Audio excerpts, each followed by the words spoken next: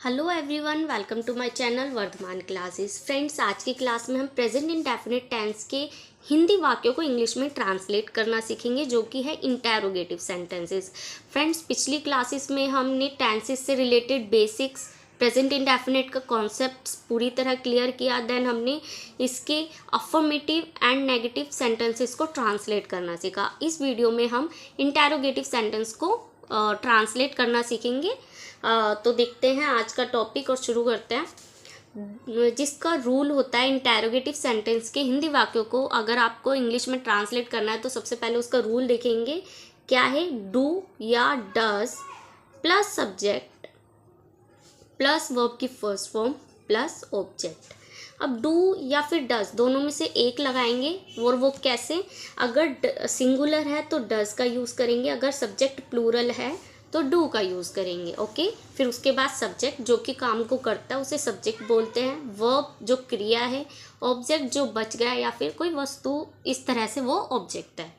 तो शुरू करते हैं, जिसमें हमारा पहला सेंटेंस है, क्या सुमित गाना गाता है। तो देखेंगे इसमें हम क्या करेंगे, इसकी ट्रिक सबसे पहले हम देखेंगे सब्जेक्ट क्या है, क्योंकि सब्जेक्ट के अकॉर्डिंग ही हम डू या डज लगाएंगे। तो इसमें सब्जेक्ट क्या है? काम कौन कर रहा है? सुमित कर रहा है, यानी गाना कौन गाता है? सुमित। तो सब्जेक्ट कौन हुआ? सुमित। तो सुमित एक नाम है, तो इसलिए ये एक सिंगुलर नाउन है, एक ही है। तो इसके साथ हम क्या लगाएंगे? डज। क्या लगाएंगे friend? Does. Does Sumit. Then subject के बाद क्या है? वर्ब। वर्ब क्या है? गाता। गाता को क्या बोलते हैं? Sing. Does Sumit sing a song. गाना गाने की इंग्लिश होती है सिंग अ सॉन्ग। ओके, आपको आई होप ये वाला सेंटेंस समझ में आया होगा। नेक्स्ट देखते हैं, क्या बकरी घास खाती है। वही पहले हम सब्जेक्ट देखेंगे। बकरी को इंग्लिश में क्या बोलते हैं? गॉट। क्या बोलते हैं? गॉट। और सब्जेक्ट सिंगुलर है, एक ही है, एक से ज़्यादा नहीं है, तो क्या है आएगा यहाँ पे? डज। क्या यूज़ होगा? Does got. वर्ब, सब्जेक्ट के बाद क्या है? वर्ब। वर्ब क्या है? खाना। खाते को इंग्लिश में क्या बोलते हैं? ईट। डज गॉट ईट घास, यानी कि ग्रास।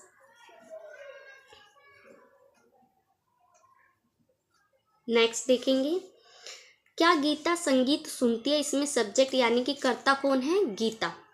तो सबसे पहले हम गीता को लिख लेते हैं। गीता, अगर सिंगुलर है सब्जेक्ट गीता तो क्या का क्या आएगा? डज। क्योंकि अगर सिंगुलर होता है सब्जेक्ट तो डू या डज में से डज का यूज़ करते हैं। डज। संगीत सुनने को बोलते हैं listen to music. Listen to music. अगर आपको वीडियो अच्छी लग रही है और अगर आपको समझ में आ रहा है तो प्लीज़ लाइक कर दीजिए, शेयर कीजिए, और अगर चैनल पे नए हैं तो सब्सक्राइब कर लीजिए। नेक्स्ट सेंटेंस देखते हैं, क्या तुम रोज़ प्रातः सैर पर जाते हो। सैर मतलब जो मॉर्निंग वॉक होता है। तो इसमें सब्जेक्ट क्या है? यू। यू के साथ क्या लगेगा? क्योंकि ये प्लूरल है, मतलब कि सेकंड पर्सन है, इसके साथ हम सिंगुलर वाला रूल अप्लाई नहीं करते हैं। डू। यू। वर्ब क्या है? जाना। जाने को क्या बोलते हैं? Do you go.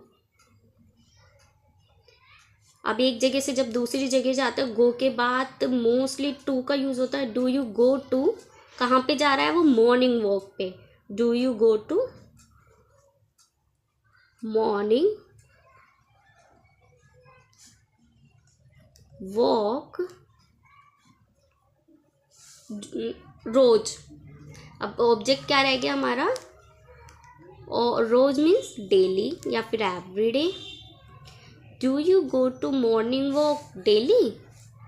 Sorry, interrogative है तो ऑलवेज क्वेश्चन मार्क का यूज़ करेंगे।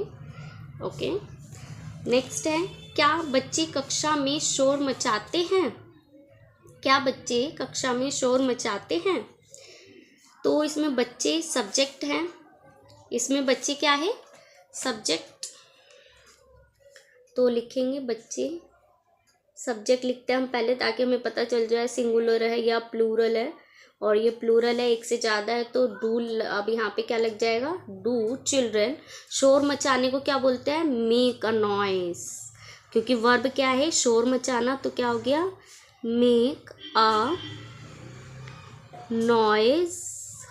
और कक्षा में यानी इन क्लासरूम।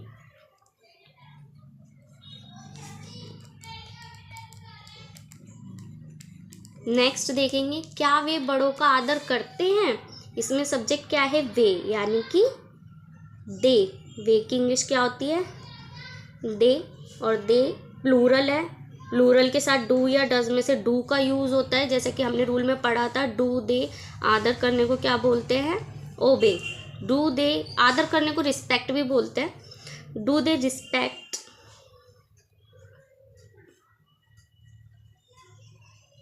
या तो आप लिख दीजिए देयर एल्डर्स, या फिर सिर्फ एल्डर्स भी लिख सकते हैं। डू दे रिस्पेक्ट एल्डर्स, बड़ों का मतलब क्या होता है, एल्डर्स। ओके, अगर आपको समझ में आ रहा है तो प्लीज़ मुझे नीचे कमेंट बॉक्स में ज़रूर लिखें जो भी आपके व्यूज़ हैं। क्या घोड़ा बहुत तेज़ दौड़ता है, इसमें सब्जेक्ट क्या है, घोड़ा। और घोड़ा को इंग्लिश में क्या बोलते हैं, हॉर्स। क्या बोलते हैं, हॉर्स।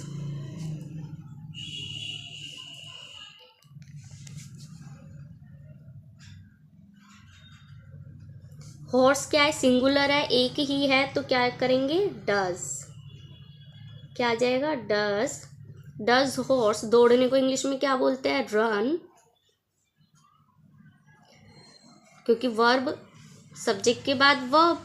अब ऑब्जेक्ट तेज, बहुत तेज, बहुत तेज यानी very fast, very fast. Next और लास्ट सेंटेंस देखेंगे, तब तक आप जल्दी से सब्सक्राइब कर लीजिए और वीडियो को लाइक कर दीजिए।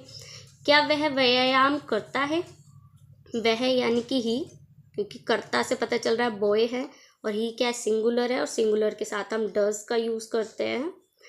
डज ही व्यायाम करने को क्या बोलते हैं, exercise. Does he do exercise, करना मतलब do. Does he do exercise.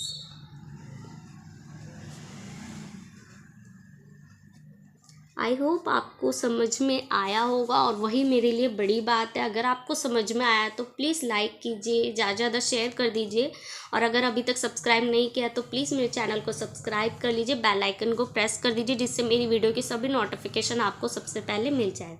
Thank you for watching, bye bye.